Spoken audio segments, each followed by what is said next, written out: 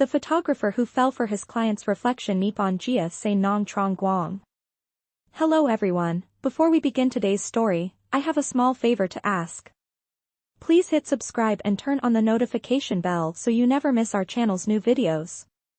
It is quick, free, and the best way to support us in bringing you more dramatic stories. Your support means the world to us. Where are you watching from? Drop your city or country in the comments below. Thank you very much. Now, let us return to our main character. It all began with an impossible proposal. Eliot Tran, a 32-year-old photographer whose art once filled New York galleries, now found himself standing in a quiet Soho studio surrounded by unpaid bills and fading light. The scent of chemicals and old coffee hung in the air as he packed away his last camera lens, wondering how to keep the studio open another week. His phone buzzed with another declined credit alert. He rubbed his temples, exhausted, until the door opened and a woman in a cream trench coat stepped in. Celeste Morin. Every magazine in the city had once called her the Steel Heart of Manhattan, a tech investor known for her calm, precise control. Seeing her in person felt unreal. She looked elegant but weary, the kind of woman who had forgotten what sleep felt like. Eliot straightened his jacket, unsure if she was lost. "Can I help you?" he asked. Celeste's gaze swept across the studio walls filled with portraits of strangers. "I need something unusual," she said quietly. "A wedding photo shoot." Eliot frowned. "Congratulations, I guess?" She shook her head. "It is not a real wedding. It is a performance. I need to silence a scandal. You will play the husband." For a moment Eliot laughed, thinking it was a joke. But she reached into her bag and slid a thin folder across the counter. Inside lay a printed contract and a check already signed for $50,000. The paper shimmered under the light. "I am not an actor," he said, voice unsteady. "I just take photos." Celeste met his eyes. "Then take mine. But do not ask questions. You will get paid when the story runs." Eliot hesitated, staring at the amount. It could save his mother's medical treatment, the gallery, maybe even his dignity. "Why me?" he asked. "Because you are invisible," she said. "You are real. That is what I need right now." Her voice cracked slightly on the last word, betraying a loneliness that did not match her reputation. The silence between them felt thick. Finally, Eliot nodded. "When do we start?" "Tomorrow," Celeste replied. "Bring your camera and a suit." As she turned to leave, her reflection flashed in the studio mirror behind her, fractured by the soft light. For a brief second, Eliot caught her looking at herself rather than him, as if searching for the woman she used to be. And he did not yet know that the image in that mirror would change both of their lives forever. The next morning, New York was washed in pale light when Eliot stood outside a glass tower that seemed to touch the clouds. Celeste had sent a black car to pick him up, and now he stood there, adjusting his tie for the 10th time, feeling like an imposter about to walk into another world. The lobby smelled of white lilies and expensive perfume. Every step echoed on the marble floor as he followed the assistant toward a private conference room. Inside, Celeste waited, immaculate as ever, with her lawyer seated beside her. The contract lay open between them like a silent dare. "You read the terms?" she asked. Eliot nodded, his throat dry. "I did. It feels extreme." Her eyes met his without a blink. "Then you understand why it must be. No contact beyond public appearances. No questions about my life. You will play the part until the date I decide the story ends. 30 days. He took a slow breath, glancing down at the final page. The amount again glimmered in neat print, enough to erase his debts and save his mother's heart surgery. He signed. Celeste extended her hand, perfectly steady. "Congratulations, Mr. Tran. You are officially my husband for the next month." Her tone was polite, businesslike, but her hand trembled ever so slightly when he shook it. The moment passed as if it had never happened. Later that afternoon, Eliot found himself at a luxury tailor's shop, surrounded by fabric worth more than his entire studio. The stylist pinned, measured, and fussed while Celeste sat nearby scrolling through her phone, her reflection flashing across a mirrored wall. "You clean up well," she said without looking up. "You almost look like someone who belongs in my world." "Almost?" he asked, smiling faintly. "Let us not get ahead of ourselves," she replied. The fitting ended, and they stepped into the cool air outside. For the first time, Eliot noticed how carefully she moved, every gesture measured, as if her body had forgotten how to relax. A black limousine arrived. The driver held the door. Inside, Celeste leaned back and said quietly, "The first appearance is at the Chamberlain Gala. Tomorrow night. You will smile, hold my hand, and say nothing unless I cue you. Think of it as theater." Eliot nodded, trying to memorize every instruction. When they reached her penthouse, she gave him a small silver box. "Inside are the cufflinks. They belonged to my father. Do not lose them." He blinked, surprised by the softness in her tone. "I will take care of them," he said.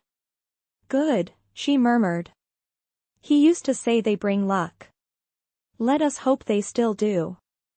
She walked away before he could answer. Alone in the guest room, Eliot unwrapped the box. Inside, the cufflinks gleamed like twin mirrors. When he held them to the light, his own reflection stared back at him, distorted but real. He thought of the contract, the money, the way her voice had cracked on that word real. What was he stepping into? That night, unable to sleep, he wandered the quiet penthouse hallways lined with abstract art and glass sculptures. On a side table stood a framed photograph of a young Celeste, smiling wide, sunlight spilling through her hair. The caption read, "Morin Tech Founding Year." He studied it for a long time, realizing that the woman in the picture and the one behind the contract were two different people.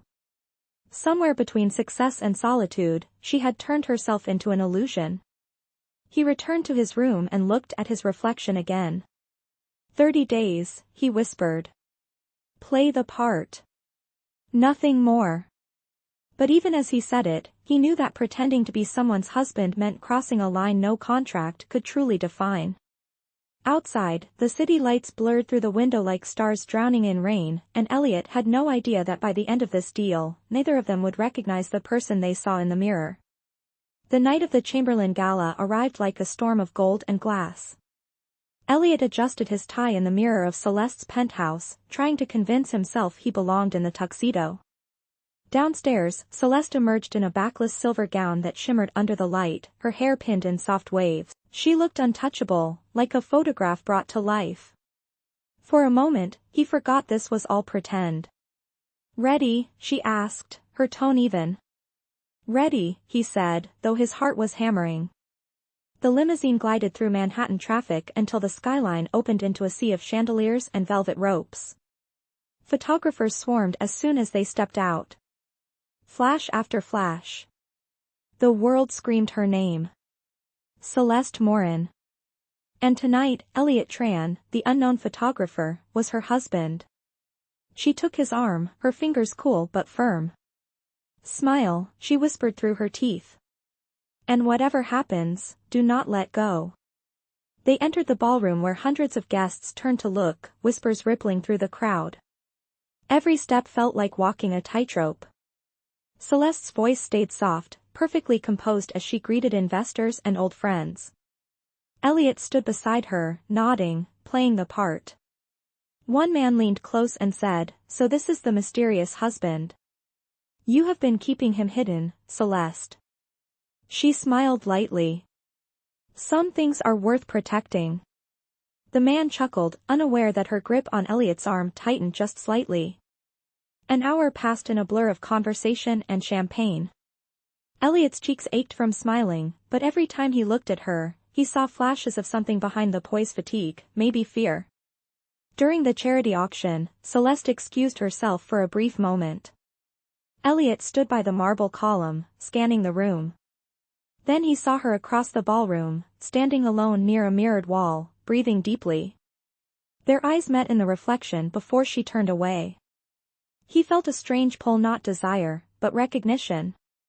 She was hiding something, the same way he was hiding behind this tuxedo. When she returned, she had regained her composure. "Let us dance," she said softly. "It will look better on camera."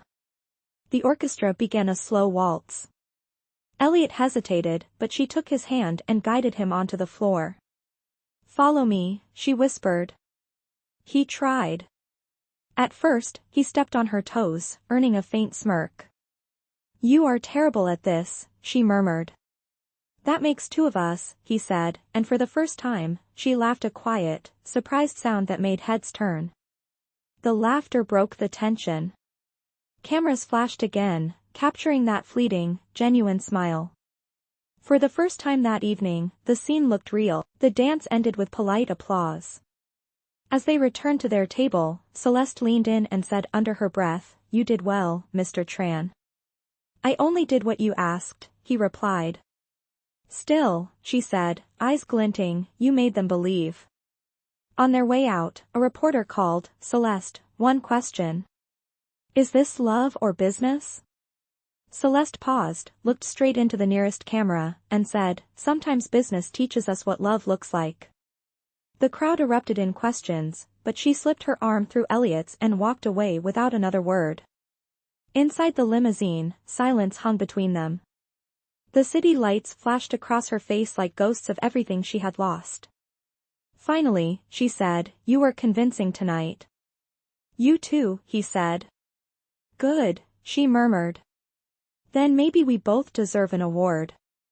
She turned her head toward the window, watching her reflection disappear into the blur of neon. Eliot sat beside her, still wearing the smile that no longer felt fake, and wondered when pretending had started to feel so real. The morning after the gala, headlines exploded across every major publication. Celeste Morin's secret husband revealed. Unknown photographer captures the heart of Manhattan's ice queen. Eliot read the words on his cracked phone screen while sipping cheap coffee in the penthouse kitchen. His face looked strange in print, unfamiliar, almost like another man. Celeste entered quietly, dressed in soft gray, her hair tied back, no makeup this time. "They loved you," she said, voice flat but distant. "Or at least they love the idea of you." He set the phone down. "Does that make you happy?" She hesitated. "It makes the board calm down." "That is something." Eliot nodded. "So we just keep pretending?" She poured coffee into her cup. "Until they stop asking questions. Until the next distraction arrives." He studied her as she leaned against the counter. Without the armor of designer gowns and jewelry, she looked almost fragile. "You do not like this life much, do you?" he asked. She looked up sharply. "This life built everything I have. It built me. And yet you hide behind contracts and staged photos." The words came out before he could stop them. She froze, her eyes narrowing. "Be careful, Mr. Tran. You are paid to play a role, not analyze mine." Eliot's jaw tightened. "Right, the husband who smiles on cue." He turned to leave, but she said quietly, "Dinner. 8 o'clock. We have another appearance." The day passed in slow silence. Eliot worked on editing photos from the gala. In one image, Celeste was mid-laugh, her eyes closed, unguarded. He stared at it for a long time before saving it in a private folder. When evening came, he met her in the foyer. She was radiant again, every trace of vulnerability erased. They drove to a charity dinner in Midtown. Flashbulbs erupted the moment they arrived. "Hold my hand," she whispered, smiling for the cameras. He did. Inside, they sat beside a table of donors and investors. The conversation swirled with business jargon and false laughter. Celeste navigated it effortlessly, her smile never slipping. Eliot watched her, feeling a strange mix of admiration and sadness. During the auction, one of the guests, a tall man in a navy suit, leaned across the table. I have to say, Celeste, your husband is quite the mystery. We all thought you would end up with someone from your circle. Celeste smiled politely. Sometimes the right choice is unexpected. The man chuckled. Or strategic. The implication hung heavy in the air. Eliot felt his fists clench under the table, but Celeste's hand brushed against his, a silent signal to stay calm. Later, as they stepped outside for a breath of air, he said quietly, "Does it ever bother you? That everyone around you only sees what they want to see?" She looked at him, eyes tired but honest. "It used to. Then I learned to stop caring." He smiled faintly. "You sound like someone who has built walls high enough to forget there is a world outside." She glanced up at the night sky. "Maybe that is the only way to survive." A cold wind swept through the street. Without thinking, Eliot removed his jacket and draped it over her shoulders. She turned to him, startled. For a second, the facade cracked. "You did not have to do that," she whispered. "I know," he said softly. "But I wanted to." Their eyes met, and for the first time, she did not look away. The city hummed around them, indifferent, but in that fleeting moment, something real slipped through the layers of pretense, something neither of them was ready to name. When they returned to the car, Celeste stared out the window in silence, her reflection ghosted against the glass. Eliot watched it too, wondering if the woman beside him was finally starting to see herself again. By the end of that week, Eliot had begun to sense the rhythm of Celeste's carefully choreographed life. Every morning she left before sunrise, returning only after dark, her schedule dictated by meetings, cameras, and headlines. The penthouse was spotless but cold, a museum built for appearances rather than living. Eliot's world became smaller, editing photos, rehearsing smiles, and reading instructions from her assistant. Yet one evening, everything shifted. A text from Celeste arrived, short and urgent, "Change of plans. You are coming with me tonight." Formal. When the car pulled up, she was already inside, wearing a black gown that made her look both fierce and vulnerable. "Where are we going?" he asked. "An investor dinner," she said. "They will expect us to be in love."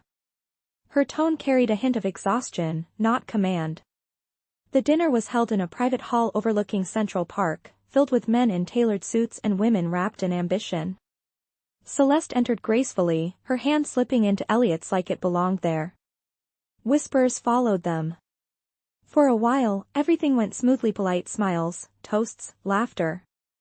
Then one of the guests, a sharp-tongued socialite named Victoria Haynes, leaned forward with a glass of champagne and said, "I must say, Celeste, your husband is quite the surprise. Where did you find him? Or did he find you?" The table chuckled. Eliot felt the sting beneath the humor, but before he could respond, Celeste's eyes flashed with quiet steel. "He found me when I needed honesty," she said. "Something rare in our world." The woman laughed awkwardly and turned away. Eliot glanced at Celeste, surprised. It was the first time she had defended him. Later, during a break, Celeste stood by the balcony alone, her arms wrapped around herself against the cold. Eliot joined her, handing her a glass of water. "You did not have to do that back there," he said. "I know what they think of me." She took the glass, her fingers brushing his. "Let them think. They see what I let them see." He smiled. "Including me?" She looked up, meeting his eyes for a long, silent moment. "Especially you," she whispered. The tension hung heavy between them until the sound of laughter from inside broke it. When they returned to the table, a photographer approached for a group picture. Celeste positioned herself beside Eliot, resting her head lightly against his shoulder as the flash went off. It was subtle, but something in that gesture felt unplanned, sincere. After the dinner, they drove home in silence. Rain streaked the windows, turning the city into a watercolor blur. Eliot finally said, "You were different tonight." "So were you," she replied quietly. For a moment, it almost felt real. He glanced at her reflection in the glass. "Maybe that is what scares you." She turned to him, her voice barely above a whisper. You do not know what scares me. Then tell me, he said. Tell me why someone like you needs to fake a marriage instead of just being alone. Her eyes darkened. Because alone, they destroy you faster. She faced forward again, her expression unreadable. The car stopped in front of the penthouse. Before stepping out, she said softly, we will do a photo shoot tomorrow. My office at noon. Then she was gone, leaving him alone in the car with only the sound of rain and the faint echo of her words. Back in his small studio later that night, Eliot stared at the photo from the dinner, the one where she leaned her head against his shoulder. It was not perfect in lighting or framing, but it captured something she would never let the world see. He printed it quietly and pinned it to the wall, next to a single word he scribbled on a sticky note, real. The next day, the rain had cleared, leaving the city washed and bright. Eliot arrived at Celeste's office exactly at noon, as instructed. The glass building reflected sunlight like a mirror, towering and cold. Inside, assistants moved in silence, their eyes following him with quiet curiosity. Celeste stood near the tall windows of her private office, dressed in white, the skyline glowing behind her. You are on time, she said without turning. Always, he replied. Good, she murmured. We will keep this simple. No glamour, no retouching. Just honesty. He set up his camera, curious. Honesty from you, he teased gently. She looked over her shoulder, her eyes unreadable. Even I need to remember what that looks like. For the next hour, he photographed her against the light. No jewelry, no posing, just Celeste as she was, bare, composed, and human. Each shutter click seemed to peel away a layer of armor.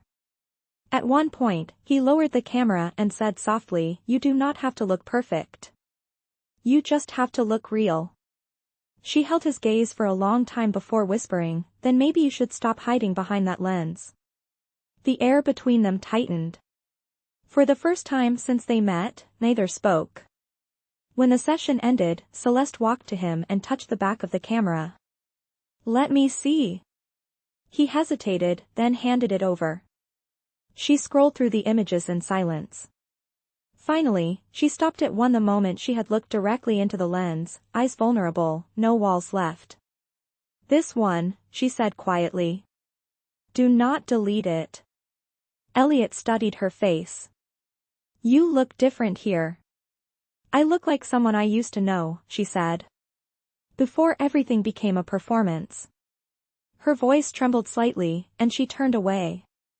The moment was fragile, and he knew better than to break it. Later that evening, Celeste surprised him with a message, dinner. My choice. He arrived at a small jazz bar downtown, the kind of place where no one cared about money or headlines. She was already there, sipping wine, the dim light softening her sharp edges. I used to come here with my father, she said as he sat down. Before the company. Before the noise. Eliot listened, sensing that this was not a night for pretending. You miss him, he said. She nodded. He built this empire to protect me. But somewhere along the way, I forgot who I was supposed to protect. She looked up at him. And you? What made you pick up a camera? He smiled faintly. I liked capturing truth. Moments people did not know they were showing. Then why hide your own truth? She asked gently. He thought for a moment before answering. Maybe I am afraid that if I see myself too clearly, I will not like what I find. She smiled sadly. Then we are the same. The music played softly as they sat in silence, two people from different worlds who suddenly understood each other. When they left, the night air was cool and quiet. Celeste hesitated at the car door. Eliot, she said. Thank you. For what? For making me feel like myself again. Her voice was so soft he almost did not hear it. He watched her drive away, her reflection vanishing in the car window, and realized something had changed between them. It was no longer just a contract or an illusion. Somewhere between the flashes and the lies, something real had begun to take shape, fragile but undeniable. The next morning began with silence. Eliot woke to the sound of his phone vibrating on the nightstand. The message on the screen made his stomach tighten. Come to the office. Urgent.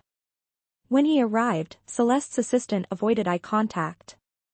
The glass doors to the boardroom were closed, and inside, a dozen executives sat around the table. Celeste stood at the head, her expression hard. On the wall behind her, a digital screen displayed several photographs. His photographs. One in particular froze him. It was the unedited image from their private session, the one she had told him never to delete. The caption read, "Leaked photos expose Celeste Morin's fake marriage." Reporters had already picked it up. Eliot's chest went cold. "Celeste, I did not," she cut him off. "Do not say anything." Her voice was calm, but her eyes burned. "The board is demanding a statement. They believe you sold those pictures." "That is not true," he said. "You have to believe me." She stared at him for a long, unbearable moment. "I believed you once," she whispered, then turned to the others. "Leave us." When the room emptied, the mask cracked. "Do you have any idea what this means?" she demanded. "Every deal I have been negotiating will collapse. Everything we built gone." Eliot shook his head. "Celeste, I would never betray you." "Then how did they get the photos?" she asked, stepping closer. "Someone hacked into my system," he said. "It was not me." Her voice dropped to a whisper. "But it was your camera. Your files." The weight of her words sank deep. "You are the only person I trusted." Eliot swallowed hard. "Maybe that is the problem," he said quietly. "You trust no one long enough to see who is actually on your side." Her hand trembled, but she held her ground. "The contract is terminated," she said finally. "You will leave tonight." The words cut through him sharper than any accusation. He wanted to explain, to reach for her, but the look in her eyes stopped him. It was not anger anymore. It was disappointment. By sunset, Eliot was gone.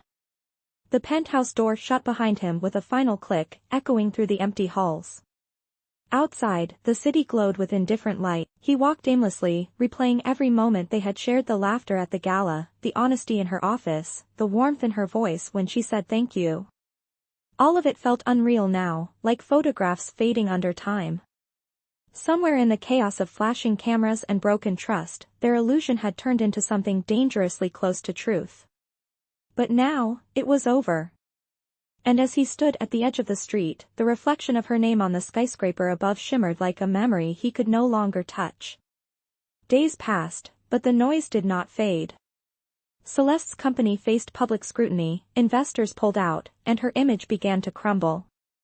Behind the glossy headlines, Eliot disappeared into silence. He spent his days in a small downtown studio, the walls lined with his old photographs and the echo of her voice haunting every frame. He told himself it was over, yet every time he picked up his camera, he saw her reflection in the lens. Then one morning, an email arrived from an unknown address. The subject line read, "Proof of breach."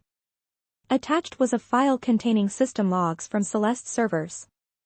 It showed the leak had come from inside her own company, specifically from a board member trying to push her out. Eliot stared at the screen, the anger and relief crashing together. Without hesitation, he printed the evidence, tucked it into an envelope, and headed to her office. When he arrived, the receptionist looked startled. "She is in a meeting," she said. "Tell her it is Eliot Tran," he replied. Within minutes, the doors opened, and Celeste stepped out. Her face was pale, her voice strained. "Why are you here?" "To tell you the truth," he said, handing her the envelope. "Read it." She hesitated, then unfolded the papers. As her eyes scanned the pages, her expression shifted from suspicion to shock to disbelief. "This cannot be real," she whispered. "It is," Eliot said quietly. Someone from your board set you up. They leaked the files to take you down. Celeste looked at him, tears glinting in her eyes but never falling. Why would you bring this to me after everything? Because I never lied to you, he said. You wanted something real. Here it is. She stared at him, unable to speak. Finally, she said softly, wait here. She disappeared into the boardroom, leaving him alone in the corridor. Through the glass, Eliot saw the storm unfold, voices rising, accusations flying. After what felt like hours, the doors opened. Celeste emerged, her composure returned but her eyes red. It is over, she said. They confessed. Eliot nodded. Good.